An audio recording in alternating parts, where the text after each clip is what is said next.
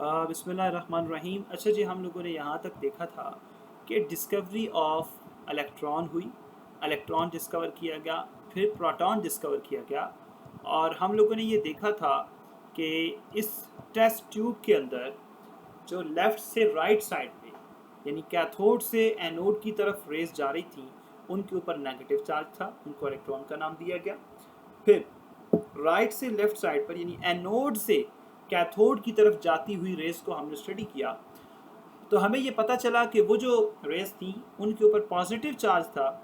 और positive charge जो induce हुआ, जो पैदा हुआ, वो किस वजह से हुआ कि जब इधर से आने वाले इलेक्ट्रॉन्स ने जो मॉलिक्यूल्स मौजूद थे गैस के, उनसे इलेक्ट्रॉन रिलीज करवाया, तो उनके रिलीज करने की वजह से इलेक्ट्रॉन जब निकला, खारिज हुआ, तो उन पर पॉजिटिव चार्ज आ गया मॉलिक्यूल्स के ऊपर, और वो बेसिकली मूव करना शुरू कर दिए।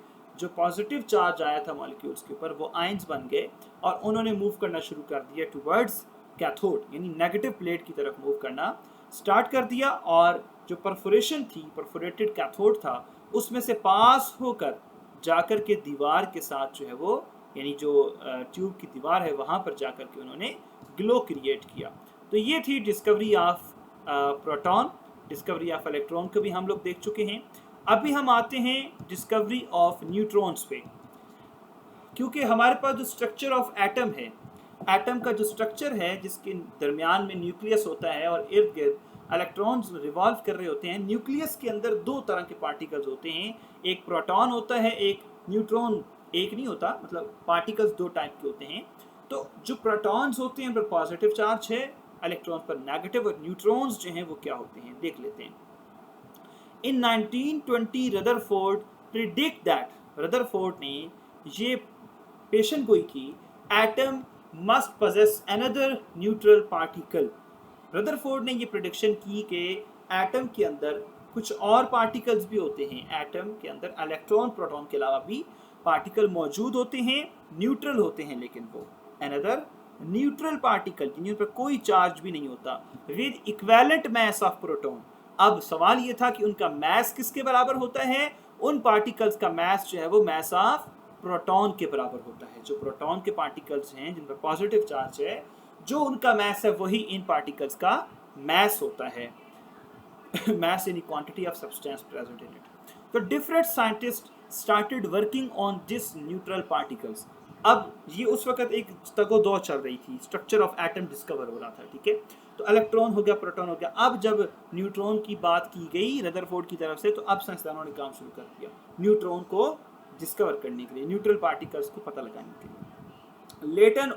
लेटर ऑन 1932 के अंदर Chadwick become successful to discover neutron. Chadwick कामयाब हो गया न्यूट्रॉन्स को डिस्कवर करने में। Chadwick found that when alpha particle, ठीक है, जब अल्फा पार्टिकल्स बम्बार्ड किए जाते हैं, यानी उनकी एक स्ट्रीम जो है, जैसे आप पानी का फवारा छोड़ते हो किसी चीज के ऊपर, ऐसे ही अल्फा पार्टिकल्स को जब बम्बार्ड किया जाता है, किसके ऊपर, बेरिलियम के ऊपर, ठीक है, bombarded on beryllium, some penetrating radiation, कुछ पेनिट्रेटिंग रेडिएशंस जो हैं वर गिवन आउट।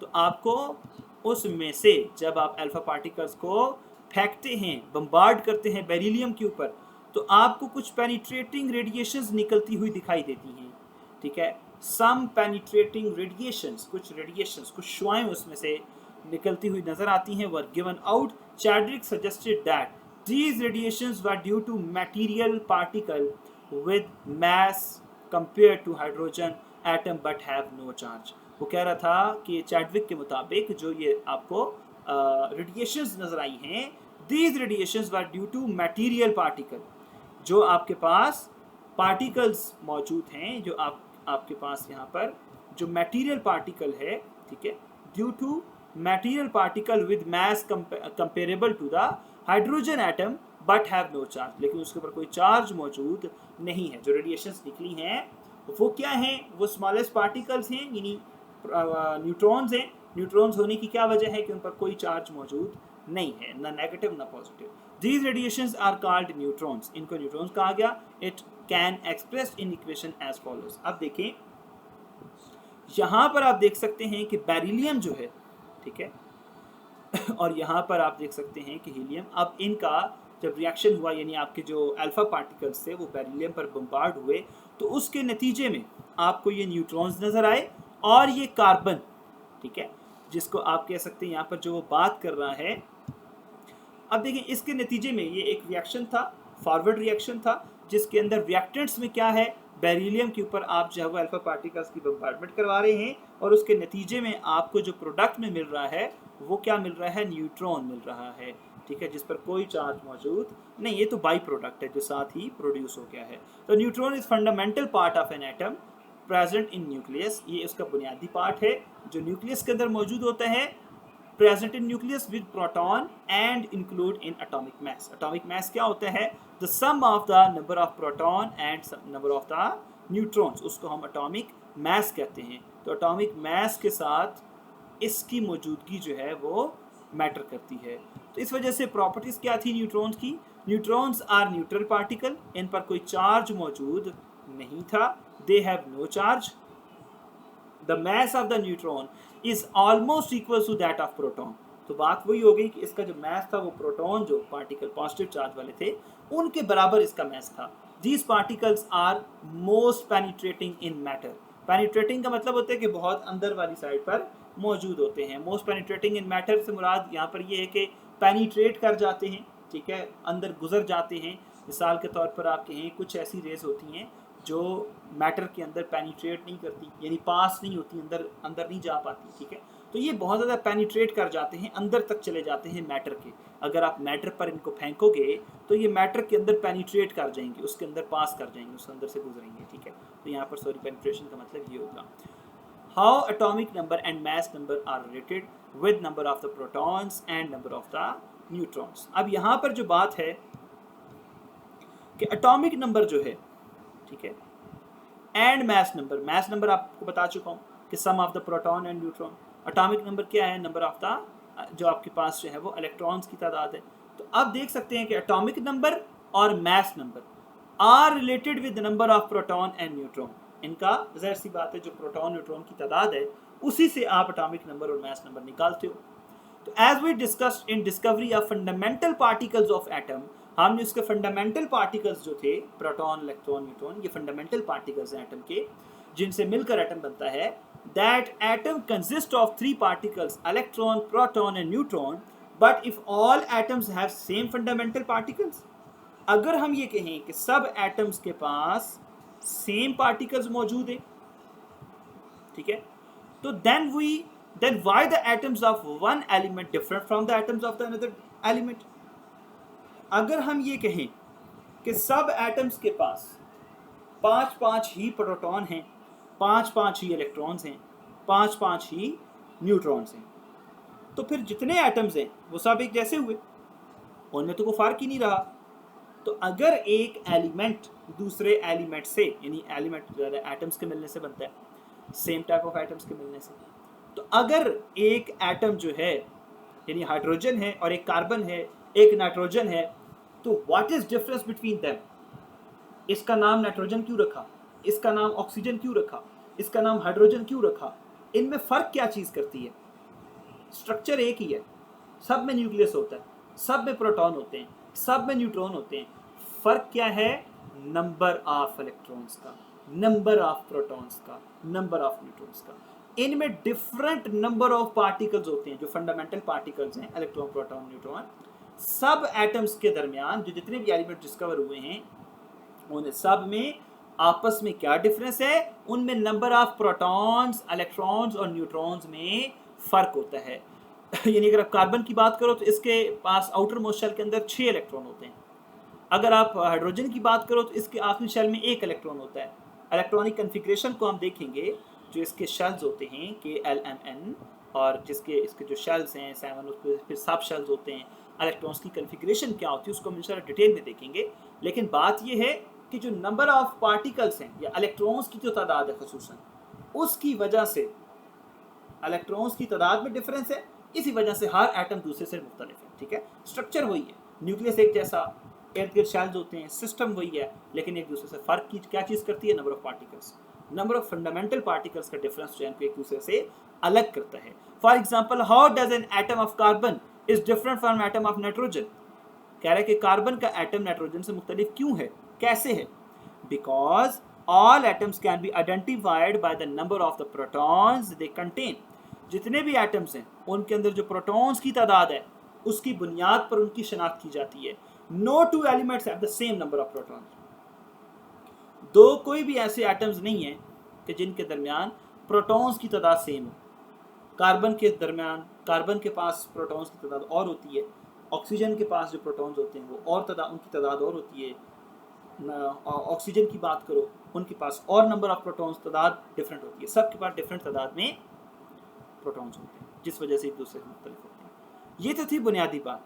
अब एटॉमिक नंबर क्या होता है? The number of protons in the nucleus of an atom is called the atomic number. ठीक है, तो न्यूक्लियस के अंदर जो प्रोटॉन्स की तादाद होगी वो क्या होता है? आपका एटॉमिक नंबर होता है। Number of protons in the nucleus of an atom is called the atomic number. तो atomic number presented by Z, atomic number को Z से रिप्रेजेंट करते हैं।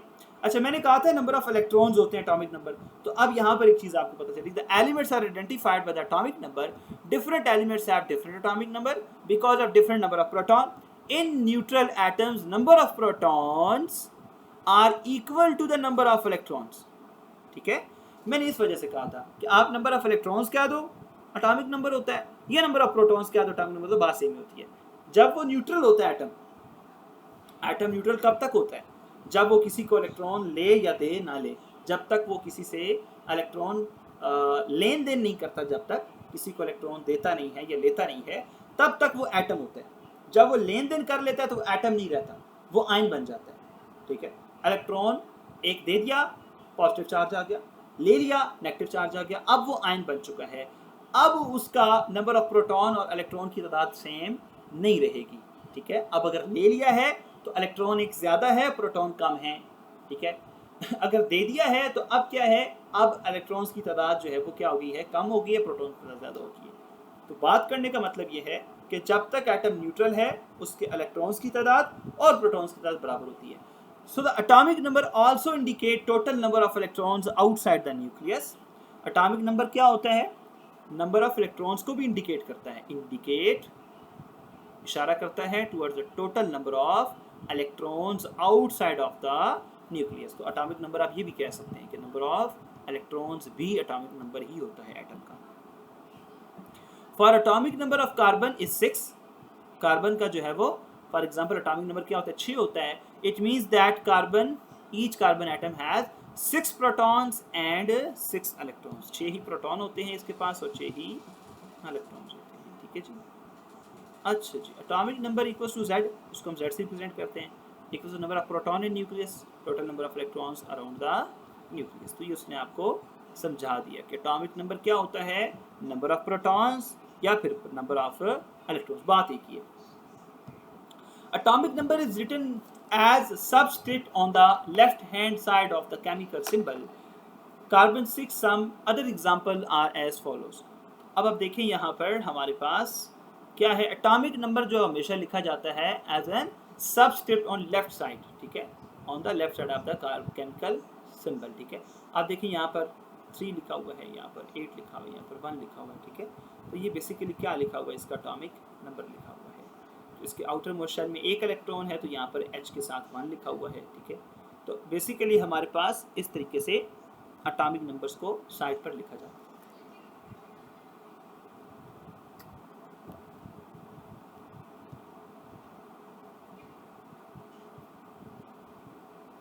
अच्छा, अगर हम मैस नंबर की बात करते हैं तो मैस नंबर सम होता है। ठीक है, नंबर ऑफ प्रोटॉन्स का और नंबर ऑफ न्यूट्रॉन्स का।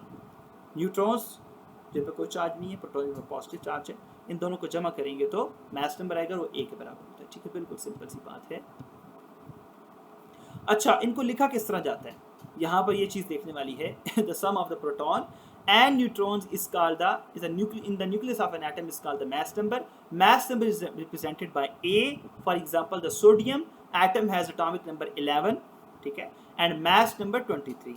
अब atomic number जो है, ठीक है, वो हमारे पास क्या है जी, 11 है, mass number 23 है। तो अगर आपसे पूछा जाए कि इसमें कितने इलेक्ट्रॉन हैं और कितने प्रोटॉन हैं, it indicates that sodium has 11 protons and 12 neutrons। ठीक है, 23 मास नंबर है और मास नंबर सम होता है किस किस का, प्रोटॉन्स का और न्यूट्रॉन्स का, ठीक है। तो अगर 23 है हमारे पास मास नंबर और हमें इलेक्ट्रॉन्स की तादाद पता है या प्रोटॉन्स की तादाद पता है, एटॉमिक नंबर प्रोटॉन की तादाद भी होती है और इलेक्ट्रॉन की तादाद भी होती है, 11 है, तो 23 में से 11 माइनस कीजिए, 12 बच गया। तो 12 क्या है, बेसिकली नंबर ऑफ न्यूट्रॉन्स है, ठीक है। अब जब 23 बताया गया मास नंबर, तो मास नंबर में दो चीज़ें ऐड हुई होती हैं, न्यूट्रॉन प्लस प्रोटॉन। तो अगर आपको एटॉमिक नंबर पता है यानी प्रोटॉन्स की तादाद पता है, तो आप न्यूट्रॉन्स की तादाद उसके मास नंबर में से निकाल सकते हैं। 23 में से 11 को माइनस करें तो आपके पास जवाब आएगा 12, और 12 इसके पास क्या है, न्यूट्रॉन्स मौजूद हैं। तो as mass number is written on the superscript, ऊपर की तरफ लिखा जाता है, on the left hand side of the chemical symbol. तो यहाँ पर अब आप देखें, ये जो 23 लिखा हुआ है, 23 मास नंबर है, और 11 जो लिखा हुआ है, 11 क्या है, एटॉमिक नंबर है, ठीक है। तो अब आप यहाँ पर इस चीज़ को आई होप सो अंडरस्टैंड कर चुके होंगे। अब अगर हम अल्फा पार्टिकल्स को देखते हैं, जो हम लोगों ने जिसकी बौछार की थी, ठीक है, तो उसके भी ऊपर की तरफ हीलियम के साथ ये जो 4 लिखा हुआ है, ये 2 लिखा हुआ है, इसकी आई होप सो आपको अंडरस्टैंडिंग हो। ये बेरिलियम के साथ 9 और 4 लिखा हुआ है, ये क्या चीज़ होती है, ये हम लोग अभी समझ चुके हैं। यहाँ से आपको आइडिया हो गया होगा कि हम एटॉमिक नंबर को कहाँ पर लिखते हैं और मास नंबर को कहाँ पर लिखते हैं, ठीक है जी। नीचे जो 11 है ये एटॉमिक नंबर है, 23 मास नंबर है, जो उस पर 4 लिखा हुआ है वो क्या है, उसका मास नंबर है, ठीक है। ये जो 4 है हीलियम के ऊपर, ये क्या है, उसका मास नंबर है और ये उसका एटॉमिक नंबर है। तो अगर मैं आपसे यहीं पे सवाल पूछूं कि हीलियम के पास कितने न्यूट्रॉन्स हैं, तो आप 4 में से 2 को माइनस करेंगे, चूँकि 2 क्या है, नंबर ऑफ प्रोटॉन्स है, 4 क्या है, मास नंबर है, प्रोटॉन्स और न्यूट्रॉन्स की तादाद का सम है। तो 4 में से 2 निकालेंगे, 2 इसके पास न्यूट्रॉन्स मौजूद है। अब बेरिलियम की अगर मैं बात करूं, तो इसके पास 4 क्या है, 4 इसका एटॉमिक नंबर है, और 9 क्या है, इसका मास नंबर है। तो अगर मैं पूछूं कि बेरिलियम के न्यूक्लियस के अंदर कितने न्यूट्रॉन्स मौजूद हैं, तो आप 4 इसका प्रोटॉन की तादाद है, ठीक है। तो प्रोटॉन्स में से न्यूट्रॉन्स को माइनस कर दें, मास नंबर को माइनस कर दें, तो 9 में से 4 माइनस करें 5। तो इसके न्यूक्लियस के अंदर जो न्यूट्रॉन्स की तादाद है वो 5 होती है, और प्रोटॉन्स की तादाद कितनी होती है, 4। अगर प्रोटॉन्स की तादाद 4 है न्यूक्लियस के अंदर, तो जो इर्द गिर्द इलेक्ट्रॉन्स घूम रहे हैं वो कितने होंगे, वो भी 4 होंगे, क्योंकि ये न्यूट्रल है, ठीक है। ये एटम है, एटम की यही कहानी होती है।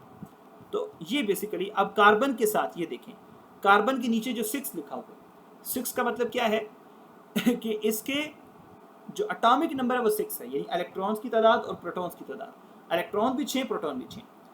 अब अगर मैं पूछूं कि इसके न्यूक्लियस के अंदर न्यूट्रॉन कितने हैं, तो आप क्या करेंगे, ऊपर 12 लिखा है, 12 उसका मास नंबर होता है, 12 में से 6 को माइनस कर दें तो 6 ही उसके पास क्या मौजूद होते हैं, प्रोटॉन्स होते हैं, न्यूट्रॉन्स मौजूद होते हैं, ठीक है।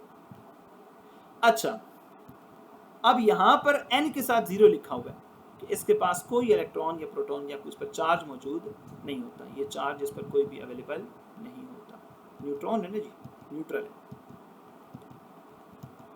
तो ये हो गया हमारे पास मास नंबर। उसके बाद हमारे पास जो थ्योरी है, an experiment related to atomic structure,